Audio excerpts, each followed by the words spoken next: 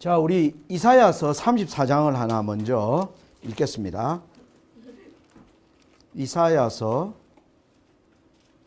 34장 16절입니다. 너희는 여호와의 책을 자세히 읽어보라. 이것들이 하나도 빠진 것이 없고 하나도 그 짝이 없는 것이 없으리니 이는 여호와의 입이 이를 명하셨고 그의 신이 이것들을 모으셨습니다. 너희는 하나님의 책을 자세히 읽어보라. 제가 여러분 얘기해줘. 하나님의 책을 우리가 텍스트라고 한다면 하나님의 책을 자세히 읽는 걸 우리는 컨텍스트라고 불러요. 영어에 여러분 CON 찾아보면 접두어 CON은 자세히 살피다라는 뜻이 있어요. 그러니까 성경이라는 텍스트를 우리가 지금 예언서를 컨텍스트 하는 겁니다. 컨텍스트를 충분히 해야 해석할 때 이상한 방향으로 빠져나가지 않게 됩니다.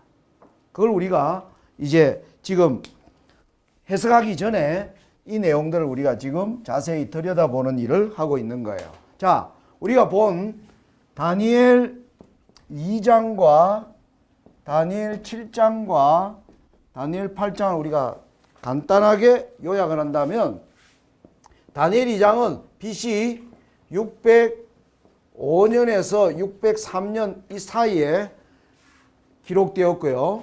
다니엘 7장은 BC 553년경에 기록이 되었고 다니엘 8장은 BC 551년 벨사살 왕 3년 벨사살 왕 원년 느부갓네살 왕 2년에 이 이상들이 주어졌어요. 그래서 2장과 7장 사이에는 50년이라는 시간이 흘러가고 7장과 8장에는 2년이라고 하는 시간이 흘러가는 가운데 이상이 주어집니다. 그러니까 여기서 우리가 알 수 있는 것은 다니엘 2장의 느부갓네살의 꿈을 통하여 다니엘에게 50년간 그가 꿈을 해석하면서 받은 비전을 다니엘이 깊이 생각하도록 하셨고 그 비전을 받아서 다니엘에게 직접 이상을 보여준 게 7장인데 7장에서는 다니엘이 50년 전에 본 것과 다른 점이 있었다는 겁니다. 같은 점은 뭐냐 하면 내 나라가 보여졌고 하나님도 내 나라를 보여주셨어요. 그런데 강조점이 있었어요. 몇째 나라? 넷째 나라에게 강조점이 있었고 넷째 나라의 특징은 뿔을 가진 게 특징이었어요. 하나님이 다니엘에게 이제 자세히 예언의 내용들을 소개하는 것을 보니까 그런데 이 뿔을 유심히 보는 가운데 또 다른 작은 뿔 이것은 그 위에 일어나는 또 다른 나라 다섯째 나라임을 하나님이 다니엘 7장에서 보여주고 계셨다. 그래서 다니엘 8장에는 모든 짐승들이 수양과 수염소로 나오는데 두 뿔 가진 수양이 등장을 하고 수염소는 현저한 뿔을 하나를 가지고 있는 수염소가 등장하고 그 이후에 현저한 뿔이 꺾이자 네 뿔이 나고 네 뿔 이후에 작은 뿔이 등장하는 이 패턴을 하나님이 모든 짐승들이 뿔을 가지고 등장하는 것으로 하나님이 예언을 전개하고 있더라. 이걸 우리가 앞 시간에 내용을 통해서 우리가 살펴본 것입니다. 자, 그런데 여러분들이 이제 여기서 이 단계로 보면 이제 우리가 내용을 이제 자세히 뜯어보면 좀 곤란한 게 보여요. 그게 뭐냐면은 다니엘 2장에 네 나라를 보여주고 다니엘 7장에 네 나라를 보여주고 난 뒤에 또 하나를 보여줬는데 다니엘 8장은 나라가 짐승이 두 마리밖에 안 나왔다는 거예요. 두 나라 밖에는. 그러니까 이제 여기서 사람들이 예언에 대하여 우리가 여기서 당황하게 되는 거예요. 아, 이 내 나라가 어디로 사라졌지? 왜 하나님이 네 나라로 보여주다가 여기에는 두 나라가 나타나는가? 그리고 또 하나, 다니엘 7장에는 넷째 나라에 10뿔이 있고 넷째 나라 10뿔 위에 뭐가 올라왔어요? 작은 뿔이 올라왔는데 여기는 수염소에게 네 뿔이 있고 네 뿔 이후에 작은 뿔이 올라오는 거예요. 다니엘 우리 8장 보니까 어디 갔나? 다니엘 8장을 보니까 여기 보세요. 8절에 수염소가 스스로 심히 강대하여 가더니 강성할 때 그 큰 뿔이 꺾이고 그 대신에 현저한 뿔렛이 하늘 사방을 향하여 났더라. 그중 한 뿔에서 또 작은 뿔 하나가 나서. 자, 다니엘 앞에 10장에 우리 다시 봅니다. 다니엘 7장에 보면 다니엘 7장은 뭐예요? 여기 보면 또 그것의 머리에는 10뿔이 있고 그 위에 또 다른 뿔이 나오매 새 뿔이 그 앞에서 빠졌으며. 여기에 나오는 또 다른 뿔은, 작은 뿔은 10뿔이 있고 그 이후에 작은 뿔이 나왔단 말이에요. 다니엘 7장에서는. 다니엘 7장에서는 10뿔이 나오고 작은 뿔이 나왔는데 다니엘 8장에는 나라도 네 나라도 안 보이고 두 나라로 보이고 네 뿔이 등장하는 거예요. 네 뿔이 등장하면서 작은 뿔이 나오니까 이제 여기서 헷갈리는 거야. 야, 7장에 나오는 작은 뿔과 8장에 나오는 작은 뿔은 어떤 사람은 다르다라고 생각할 수도 있어요. 그래 안 그래? 나라가 다르게 등장해요. 여기에서 예언이 이제 어려워지기 시작하는 겁니다. 그걸 풀어낼 수 있는 열쇠들을 우리가 찾아야 돼요. 열쇠들을 찾아야 돼요. 자, 그러면 우리는 당연히 하나님의 책에서 이 네 나라를, 다니엘 7장의 네 나라를 보여주는 예언이 어디에 있는가를 우리는 먼저 살펴봐야 돼요. 무슨 말인지 알아요? 네 나라 보여줬는데 이것으로 보여주는 예언이 있는가? 다니엘 7장을 네 나라를 그대로 받아서 보여주는 내용은 계시록 13장에 등장합니다. 지난번 우리가 하나님이 다니엘과 계시록을 어떻게 연결하고 계시는가? 다니엘서와 계시록을 연결해서 보여주는 예언이 계시록 13장에 등장합니다. 계시록 13장 우리 한번 읽어보겠습니다. 1절부터 좀 읽어보면 제가 읽을게요. 내가 보니 바다에서 한 짐승이 나와요. 여기에 보니까 뿔이 열이에요. 뿔이 10개. 다니엘 7장에도 나오는 짐승들이 다 어디에서 나옵니까? 바다에서 나오죠. 바다에서. 바다에서 네 짐승이 나오는데 여기에서 바다에서 나와요. 그런데 이 짐승의 모습에 보니까 다니엘 7장에는 표범, 곰, 사자 나와요, 안 나와요? 넷째 짐승에게 10뿔이 있는데 10뿔 나왔죠? 뿔이 10이요. 넷째 짐승에 10뿔. 이건 넷째 짐승을 보여주는 거고, 그 다음에 뭘 보여줘요? 사자, 곰, 표범, 넷째 짐승 다 등장해. 다니엘 7장에 나오는 짐승의 모든 네 나라를 총체적으로 보여주는 예언은 어디에 있더라? 계시록 13장에 있더라는 거예요. 이게 이제 하나님이 예언을 전개하는 어떤 방식을 말하고 있는 거예요. 자, 이걸 분석하면 이렇습니다. 하나님이 다니엘 7장의 예언을 이제 두 갈래로 설명하고 있어요. 하나는 계시록 13장으로, 하나는 다니엘 8장으로 나누어서 보여줘요. 그게 뭐냐면 역사를 보는 시각이에요. 역사를 보는 시각.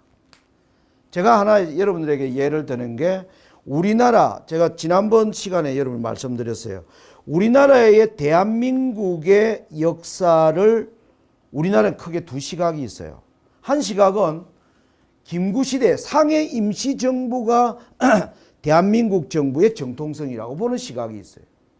한 부류는 1948년에 이승만 대통령이 세운 대한민국이 정통성이나 두 시각이 있어요. 그 두 시각 다 우리 역사를 부정하는 거 아니에요. 우리 역사를 보는 시각이 뭐한 거예요?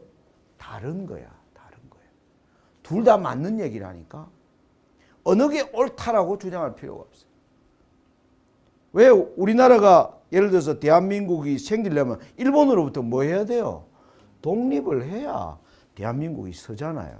그래서 독립을 위해서 상해 임시정부가 먼저 대한민국이 있게 한 희반이었다. 이런 주장을 우리가 무시할 수 없어요.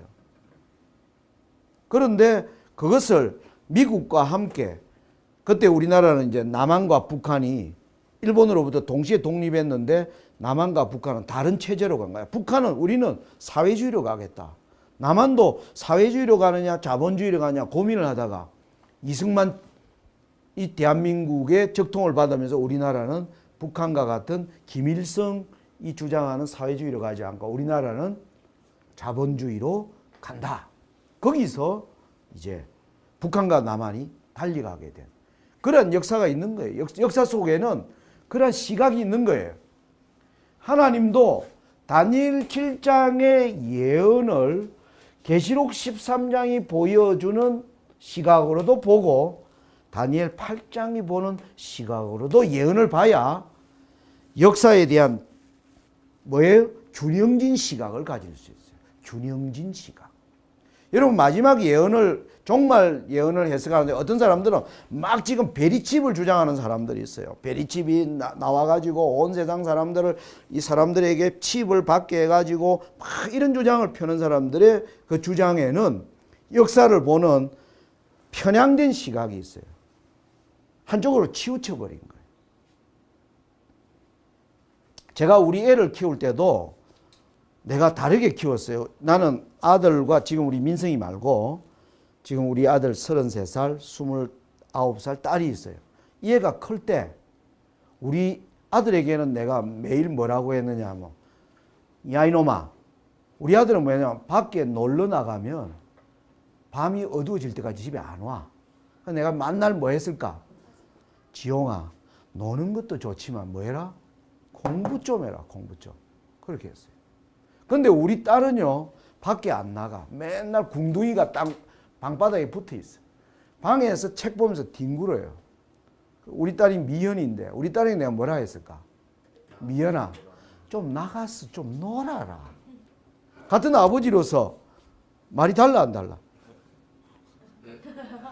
그렇지. 우리가 예를 들어 세누가 우리 아들에게 말하는 나의 모습을 봤다면 세누는 나를 어떻게 생각할까? 아, 손상백 장로님은 노는 것보다 공부를 더 중요하게 생각하는 분이라고 생각할 거예요. 그런데 영욱이는 우리 딸에게 얘기하는 걸 봤어. 영욱이가 본 손장로는 아니야, 손장로님은 뭐예요? 운동, 체력을 더 중요시해. 둘이 만나가 손장로에서 얘기하면 말이 달라요, 안 달라요? 달라. 그런데 우리 보윤이는 둘 다 봤어. 둘 다. 그럼 보윤이는 아, 손상백 장로는 운동을 얘기하는 게 아니고 공부를 얘기하는 것도 아니고 뭐에 균형된 삶을 이야기하고 있다고 생각합니다. 맞아요, 안 맞아요? 네. 역사를 보는 시각이 그렇다는 거야. 한쪽 면만 보면 치우쳐요. 하나님이 성경에 너희는 좌로나 우로나 뭐 하지 말라? 치우치지 말라. 좌로나 우로나 치우치지 말라. 그 중간에 길이 있다는 거예요. 여러분이 마태복음 7장에 보면 좁은 문으로 들어가라. 좁은 문으로 들어가기. 천국으로 들어가는 문은요. 어떤 사람은 천국 문을 이렇게 가르쳐요. 저는 어떤 사람은 우리가 사는 길이 있는데 이게 천국 가는 문이고 이쪽이 지옥 가는 문이다. 이렇게 생각해요. 저는 그렇게 생각 안 해요.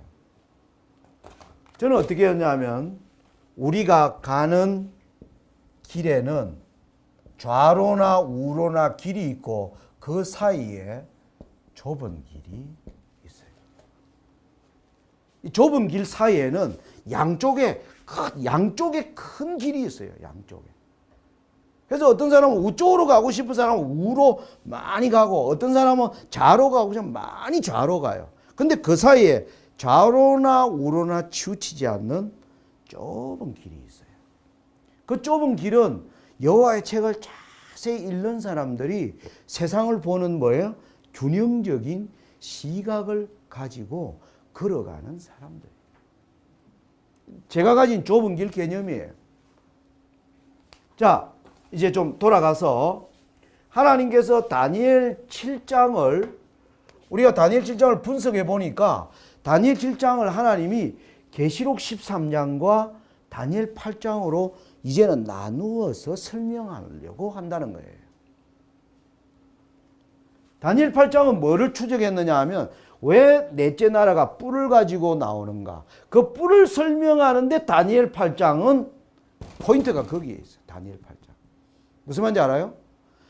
계시록 13장은 앞에서 보여준 넷째 나라를 보여주고 다섯째 나라를 보여주고 다섯째 나라 이후에 일어날 여섯째, 일곱째를 보여주는데 초점이 있어요. 계시록 13장은. 무슨 말인지 아시겠습니까? 이 초점이 여기서 달라지는 거예요. 그런데 어떤 사람은 계시록 13장과 다니엘 8장을 전혀 분리시켜서 보기 시작해요. 왜? 이런 어려운 문제가 생기니까. 그런데 우리가 다니엘 7장을 자세히 분석해 보니까 다니엘 7장에 이 두 시각이 있더라는 거죠. 내 나라를 보여주고 또 다른 나라를 보여주려고 하시는 하나님. 그러니까 계시록 13장에는 다니엘 7장을 그대로 보여주면서 또 다른 나라를 보여주려고 하나님이 계획하신 것이 계시록 뭐고 13장이고. 그런데 왜 넷째 짐승에게는 뿔만이 있는가를 그 뿔의 설명을 집중적으로 해주기 위해서는 다니엘 8장을 하나님이 소개하고 있다는 것이에요. 이해됩니까? 네. 자, 그런 관점으로 이제 우리가 봅니다. 자, 그러면 계시록 13장을 보니까, 계시록 13장을 보니까 우리 다니엘 8장은 좀 이후에 다시 보겠습니다.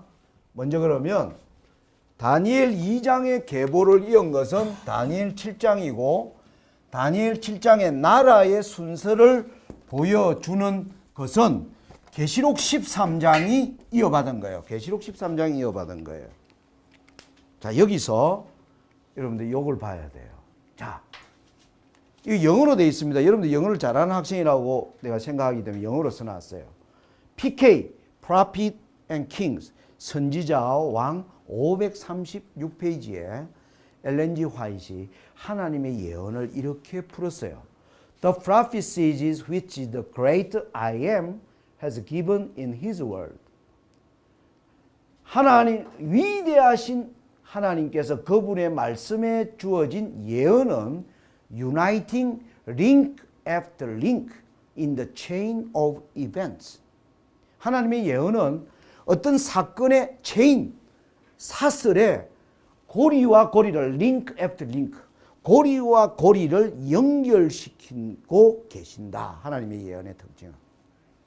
그러면서 in the past, from eternity in the past to eternity in the future. 영원한 과거로부터 영원한 미래에 이르기까지 사건이라고 하는 뭐에? 사슬에 고리와 고리를 연결시키는 것이 하나님의 예언이다. 엘렌 지 화이트 예언의 영을 받아서 기록한 분이 이렇게 설명을 했어요. 그러면서 tell us where we are today in the procession of the ages and what may be expected in the time to come. 이건 무슨 말이에요? 우리에게 말해주는데 where we are today, 오늘 우리가 어디에 서 있는가? In the procession of the, 각 시대의 연결선상에서, 각 시대가 지금 쭉 연결되어 오잖아요. 연결되어 있는 시대에서 우리는 어디에 서 있는가를 뭐하고? 말해주고 and what may expected in the time to, 이제 무슨 일이 다가올 것인지를 우리에게 뭐 해주고 있다?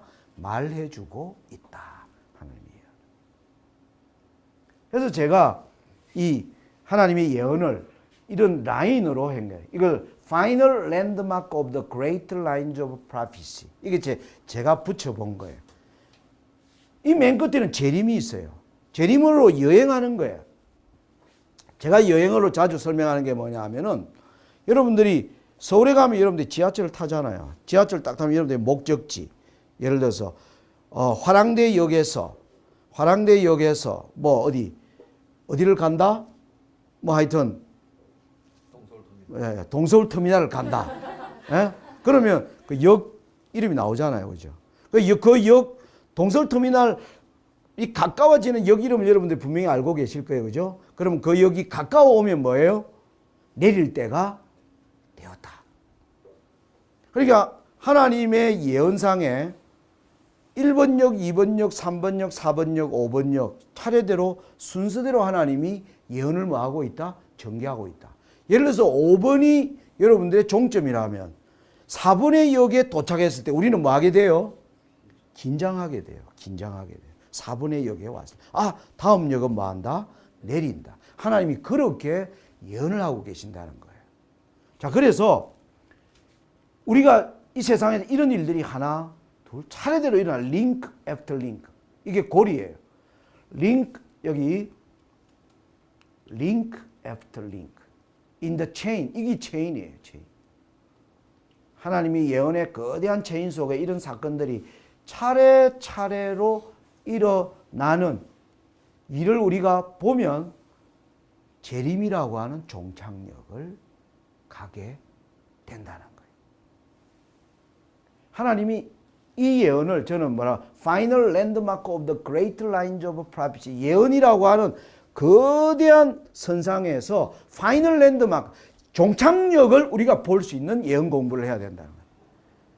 지금 우리가 종착역에 와 있는가 하는 거예요. 하나님이 이제 우리가 앞으로 예언 공부를 하는데 여러분들이 제가 던지는 질문이 지금 오늘 2016년이 예수님의 재림을 알려주는 사건에 우리가 종착역에 와 있다면 우리 심각해져 안 심각해져? 종착역에 왔다면. 그런데 아직 여기 한 개, 두 개 더 남았다고 한다면 여유가 있는 거야. 그죠?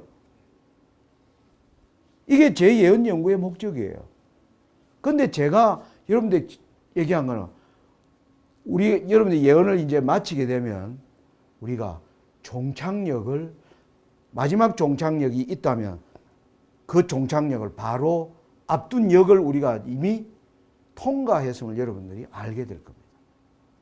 왜 우리 재림교회가 1844년에 윌리엄 밀러가 재림운동을 일으키면서 하나님의 나라가 곧 임할 거라고 믿고 재림교회를 만들었어요.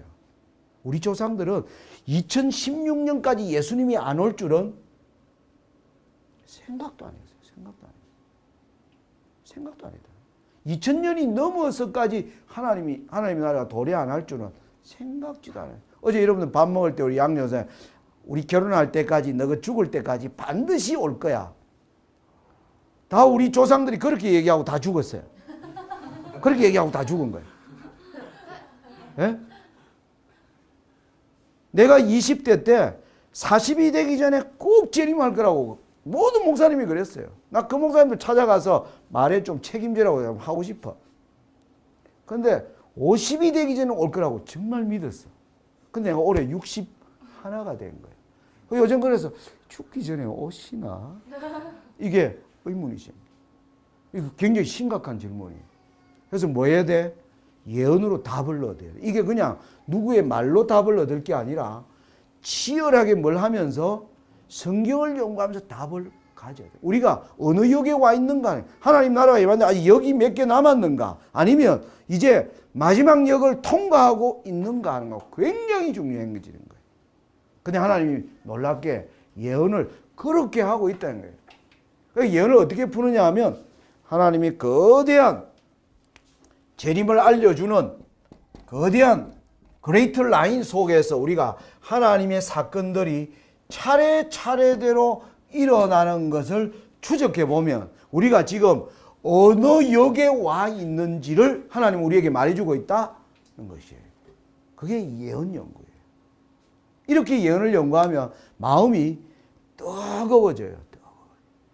1843년에 윌리엄 밀러의 재림운동을 받은 사람, 그때 그 사람들은 대학 갔을까? 대학 합격했는데 대학 입학을 안 해뿌렸어. 왜? 하나님 나라가 임하니. 어떤 사람은 취직했는데 직장을 안 가버려서 나 안 갑니다. 어떤 사람이 식당을 하고 있는데 식당을 뭐예요? 문 닫아버렸어요. 한 사람은 농사를 짓다가 밀밭을 추수해야 되는데 추수를 안 해버렸어. 왜? 하늘 날아오니까. 이렇게 예언 연구하다가 막 불이 붙은 거예요. 마지막에도 이렇게 불붙은 예언 연구가 있어야 돼요. 그게 지혜림 운동이에요. 그 운동이 다시 일어나야 되는 거예요. 자, 돌아갑니다. 계시록 아까 우리가 13장이 다니엘 7장을 딱 이어받은 걸 보여주는 거예요. 이어받은 거. 다시 이제 강조합니다. 바다에서 네 짐승이 올라오는 그것을 그대로 열 뿌리 열이요. 그 다음에 뭐예요? 표범, 곰, 사자. 모든 넷째 짐승을 다 보여주면서 다섯 번째 짐승은 다니엘 7장에 보니까 다섯 번째 작은 뿔은 여기 보니까 한 때와 두 때와 반 때를 지내리라는 예언이 있는데 한 때와 두 때와 반 때와 같은 42달 일할 권세를 받으리라고 말하면서 다섯 번째 나라까지 다 보여준 거예요. 다니엘 7장에는 여러분 자 다니엘 2장에 네 나라가 보여줬고요. 다니엘 7장에도 네 개 나라가 보여줬는데 한 개 나라를 더 보여줬다 했죠. 다섯 개 나라를 보여줬어요. 계시록 13장은 이 다섯 개 나라를 다 보여준 거예요. 다시 말씀드리면 열뿔, 사자, 곰, 표범 네 개 보여주고 다섯 번째가 다스리는 한 때와 두 때와 반 때와 같은 42달을 일할 권세를 받으니라. 이걸 통하여 계시록 13장에 바다에서 올라오는 짐승은 다니엘 7장에 나오는 다섯 개 나라를 다 뭐예요? 보여주고 있는 짐승임을 우리가 알 수 있는 겁니다. 그리고 나서 우리 여러분 요한계시록 여기는 없어요. 계시록 우리 요한계시록 펴보세요. 13장에 보면 11절부터 다니엘 7장에서는 보여주지 않은 짐승이 이제 보여주는 겁니다. 계시록 13장 11절 내가 보매 또 다른 짐승이 땅에서 올라오니 성경 보라 그랬죠? 성경 보라 그랬죠? 13장 11절 내가 보니 또 다른 짐승이 땅에서 올라오니 자 여기를 보세요. 다시 자꾸 반복합니다. 다니엘 2장에는 검은 동철 네 나라를 보여줬고 다니엘 7장은 2장을 이어서 네 나라를 보여주고 다니엘 2장에서 보여주지 않은 다섯째를 뭐예요? 보여주었어요. 계시록 13장은 이 다섯 개를 다 해서 다섯 나라를 보여주고 드디어 계시록 13장 11절에서는 다니엘 7장에서 보여주지 않은 여섯째 땅에서 짐승이 올라오는 장면을 보여준 겁니다. 알겠습니까? 알겠어요? 예. 자 여기에는 여섯 번째 다섯 개를 이어서 여섯 번째를 보여주는 거예요. 자 여기서 내가 오늘 이제 666을 풀이해 드리겠습니다. 666 계시록 13장의 가장 끝에는 마지막 이 미국이라고 땅에서 올라오는 짐승이 나중에 보면 살아난 짐승을 위하여 우상을 만들어 모든 사람에게 경배하게 해요. 경배하게. 그래서 경배하지 아니하는 자는 매매를 못하게 하고 경배하는 자에는 표를 주는데 그 표는 짐승의 표인데 666이라고 하는 표를 주는 거예요. 666이라고 하는 표를 주는 것입니다. 자 이제 666을 해석하겠어요. 자 우리 계시록 13장으로 갑니다. 잘 봐요. 17절 누구든지 이 표를 가진 자 외에는 매매를 못하게 하니 이 표는 곧 짐승의 이름이나 그 이름의 수라. 지혜가 여기 있으니 총명이 있는 자는 그 짐승의 수를 세어보라. 자 지혜 있는 자는 계시록 13장에 그 짐승의 수를 세워보라. 계시록 13장에 보세요. 보면 바다에서 짐승이 올라와. 바다에서 올라와. 그리고 용이 등장해요. 용이 짐승에게 권세를 줘요. 그리고 아까 11절에 보니까 땅에서 짐승이 올라와요. 계시록 13장은 여러분들이 자세히 읽어보면 짐승이 세 종류가 있어요. 계시록 13장에 바다에서 올라오는 짐승, 땅에서 올라오는 짐승, 그리고 뭐가 등장합니까? 용이 등장합니다. 용이 등장. 그 외에는 없어요. 여러분들 살펴보면 계시록 13장을 자세히 읽어보면 이 세 짐승만 있어요. 그 짐승의 수를 뭐해라? 세어보라. 세어보니까 요 세 마리 짐승이 올라. 그 수는 사람의 수니. 사람의 수가 뭐예요? 6이에요. 6. 사람은 6째 날에 창조되었어요. 사람의 수가 뭐예요? 6이에요. 6. 6. 그래서 자, 저는 이 숫자를 666으로 읽지 않아요. 선생님은 666으로 읽어요. 666으로 읽어요. 이 세 짐승이 다 6의 숫자를 가지고 오더라 이 말입니다. 바다에서 오는 짐승, 땅에서 오는 짐승, 용에서 올라오는 짐승이 전부 사람의 수를 가지고 오는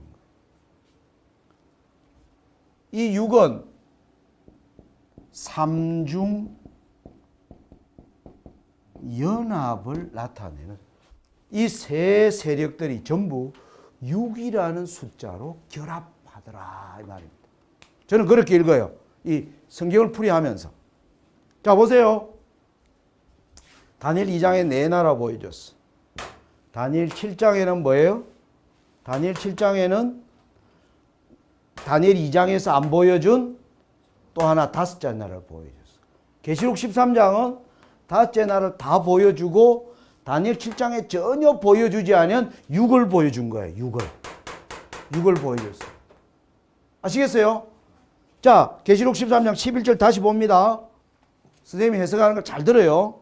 계시록 13장 11절 보니까 내가 봄에 또 다른 짐승이 땅에서 올라오니 새끼 양같이 두 뿔이 있고 용처럼 말하더라. 자, 이 짐승은 몇 번째예요? 순서로 6번째지. 맞죠? 네. 그랬더니 12절에 저는 누구예요? 땅에서 올라온 짐승이에요. 저가 먼저 나온 짐승. 먼저 나온 짐승이 누구예요? 12절에 먼저 나온 짐승. 나를 보지 말고 잘 생각해야지. 용? 그러니까 여러분들이 지금 텍스트를 지금 안 읽는 거야. 지금 내가 얘기했죠. 13장이라고 하는 텍스트를 지금 우리가 뭐예요? 컨텍스트 하고 있다고 지금. 13장의 텍스트를 우리는 지금 컨텍스트 하고 있어요. 그 관점에서 읽어야지. 13장 11절에 땅에서 올라온 짐승이 있었어. 이 땅에서 올라온 짐승이 먼저 나온 짐승. 먼저 나온 짐승 어디에 있어요? 어디 7장? 13장에서 읽어야지. 13장에서. 13장이라는 텍스트에서 찾아내야지. 그렇지. 바다에서 나온 짐승. 13장 1절에 바다에서 짐승이 올라왔잖아. 그리고 나서 11절에 뒤에 땅에서 올라오니까 바다에서 올라오는 짐승이야. 바다에서 올라오는. 자, 그렇게 텍스트를 읽어야지. 자, 12절 다시 봅니다. 저가 먼저 나온 짐승. 그러니까 바다에서 나온 짐승의 모든 권세를 그 앞에서 행하고 땅과 땅에 거하는 자들로 처음 짐승에게 경배하게 하니 곧 죽게 되었던 상처가 나은 자니라. 우리는 바다에서 나온 짐승이 누구라고 알고 있어요? 교황권이라고 우리는 알고 있어요. 교황권이 죽었다가 다시 살아난 교황권이 미국과 뭐 하는 거예요? 12절에 연합하는 장면이 12절에 등장하는 거예요.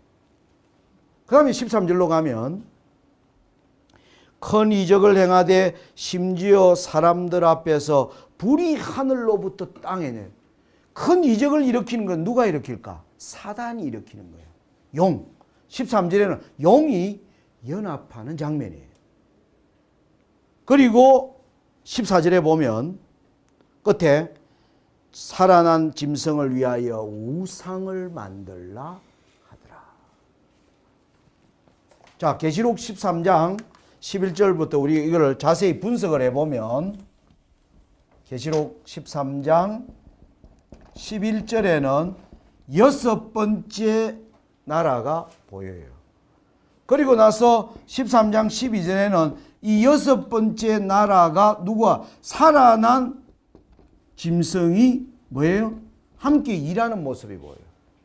그 다음에 13장 13절에는 용이 이적을 일으키면서 여섯 번째 나라와 살아난 짐승과 용이 결합하면 13장 14절에는 짐승의 우상을 세워요.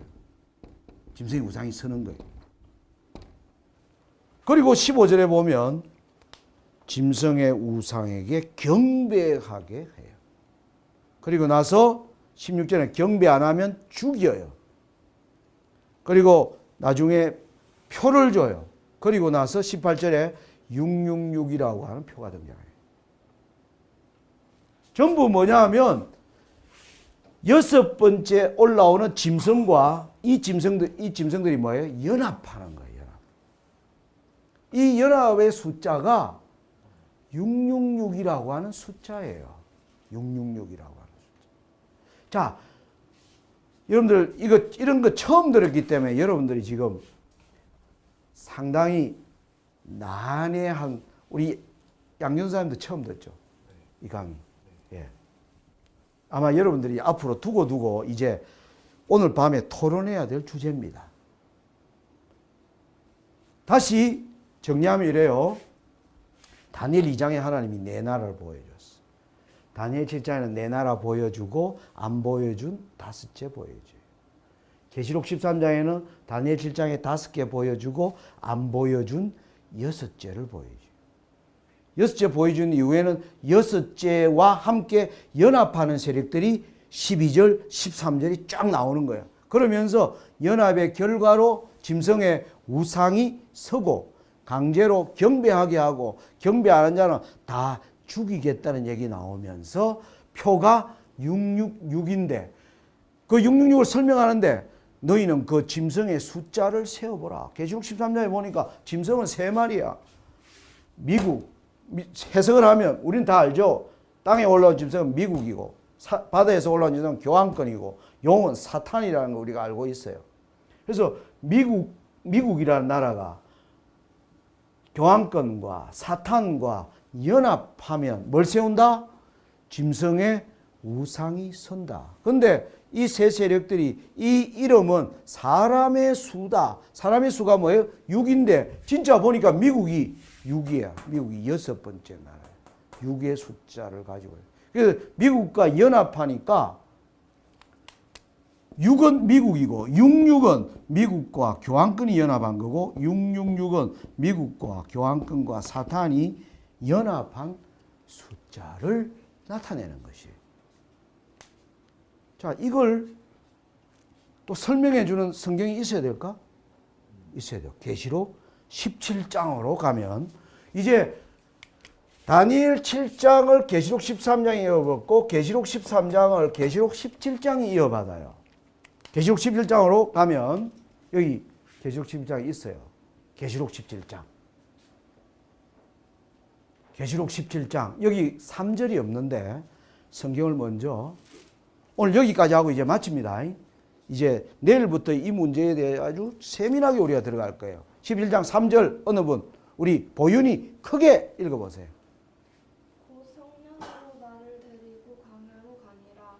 내가 보니 여자가 붉은빛 짐승을 탔는데 그 짐승의 몸에 하나님을 모독하는 이름들이 가득하고 7머리와 10뿔이 있으니. 예, 계시록 13장에 나왔던 바다에서 올라온 짐승 7머리와 10뿔을 가진 짐승이에요.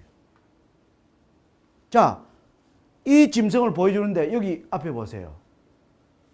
짐승의 비밀을 내가 7머리와 10뿔 가진 짐승의 비밀을 너에게 이르리라 하면서 7머리를 어떻게 생각하면 7머리는 여자가 앉은 7산이요 7왕이라. 해석은 안 한다 그랬어요. 근데 먼저만 산과 왕은 나중에 다 설명합니다. 나라와 민족을 나타내요. 성경에. 이스라엘 민족을 부를 때 하나님이 예루살렘 사나 이래 불러요. 이스라엘 민족을. 예루살렘 사나. 에스가 세운 민족을 가지고 세일 사나. 성경에 보면 그렇게 부르고 있어요. 그래서 산과 뭐예요? 왕들은 나라를 나타내요. 그래서 7 나라를 나타내는데 여기 보니까 5은 망하였고. 자, 우리 다니엘서에 나왔던 다니엘 2장과 7장에 5 나라가 등장했잖아. 5은 망하였고. 그 다음에 하나는 있고. 몇 번째일까? 6번째.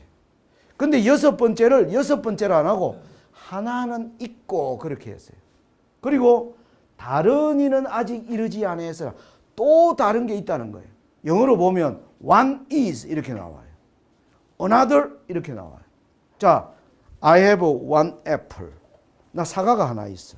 I have another apple 하면 내가 지금 사과 몇 개 있다는 거예요? 2개 있다는 뜻이에요. 그죠? one, another. 자, 그렇게 표현하고 있어. 5은 망했고, 우리 다 공부했어. 5. 요한계시록에 6제가 등장. 하나는 있고, 요한계시록 13장을 이어받았으니까 하나는 있고, 다른이 몇 번째일까? 7번째이지. 근데 6째, 7번째 표현을 안 하고 하나는 있고 다른 이는 있다는 말은 무슨 말일까? 둘이가 합한다는 뜻이에요. 무슨 말인지 알아요? 연합한다는 뜻이에요. 한계가 있는데, 자, I have one apple. 애플 하나 있는데 another 애플은 원 애플이 있다는 얘기야, 없다는 얘기야. 있는데 하나 더. 그러니까 합해서 몇 개 있다는 거야? 2개 있다는 뜻이에요. 그래서 6째와 연합하기 위하여 또 다른 이가 뭐예요? 결합하는 걸 설명해요. 근데 또 하나가 더 있어야 되니까 그게 뭐 8제가 나오는 거예요. 머리는 7머리였는데 머리는 7머리인데 자 보세요. 머리는 7개였어요. 자 그러면 5은 망했고 하나는 있고 몇 번째 돼요? 6번째. 다른이 7번째. 7머리 다 나왔잖아. 7으로 끝나야 되지.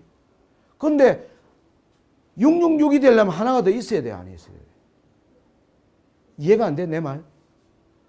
내 지금 하는 질문 이해가 돼요? 자, 다시. 여자가 앉은 짐승에게 7머리를 쓰면 7머리 7나라라 그랬어. 7나라인데 5은 망했어. 하나는 이끄는 몇 번째예요? 6번째. 또 다른 이는 몇 번째예요? 7번째. 그러면 7번째 이후에 없애야 되잖아. 그러면 6번째와 7번째 몇 개 나라만 등장한 거야? 2개밖에 등장 안 했어. 근데 666을 설명하려면 3개가 나와야 되지. 하나 더 있어야 되죠. 그러니까 여기 뭐야? 8제가 하나 더 있다는 거예요. 무슨 말인지 알아? 그럼 뭐가 돼? 6이 이루어지는 거예요. 계시록 17장이 요거를 설명해 주고 있어요. 근데 이 666을 설명할 때 보면 아까 지혜가 여기 있어요. 여기도 지혜 있는 뜻이 여기 있어요. 계시록 13장 18절에 666을 얘기할 때 지혜 있는 자는 그 짐승의 수를 세어보라 그랬죠. 그죠? 그러니까 17장 9절에는 13장 18절을 읽는 지혜 있는 뜻이 어디 있다는 거예요? 여기 있다는 거예요. 지혜 있는 뜻이.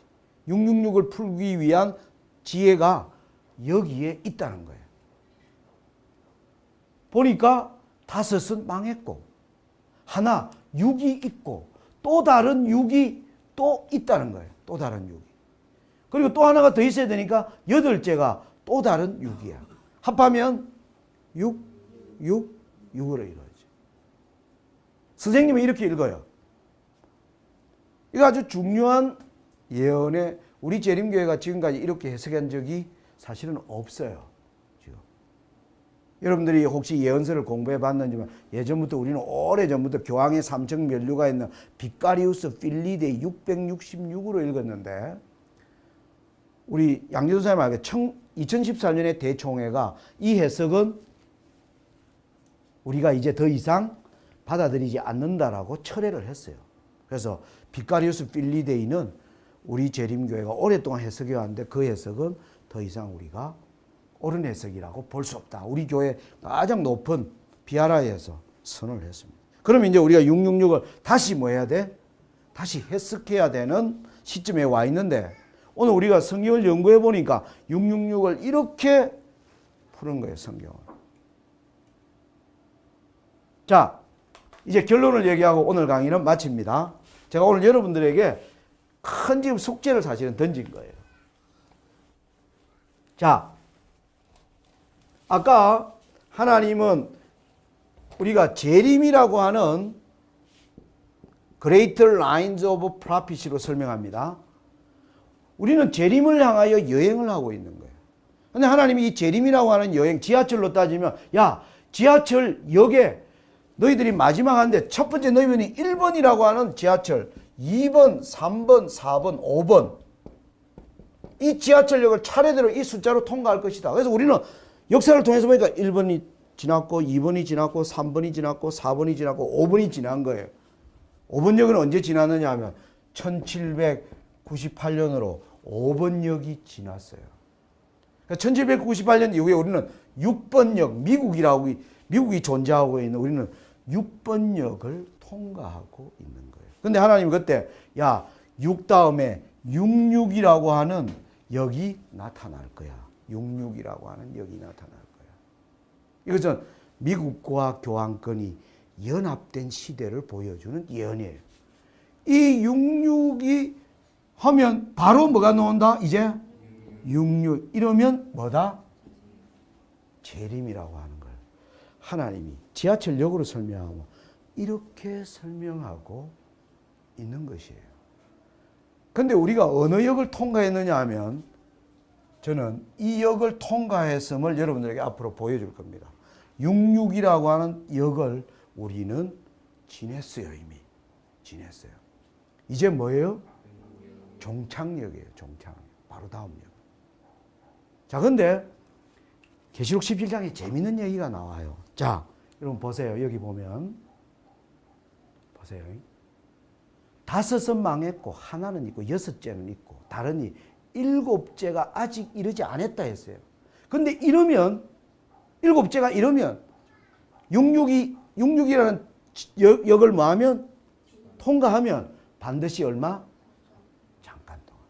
잠깐 동안만 가면 뭐라는 거예요? 종착역이라는. 잠깐 동안만 가면.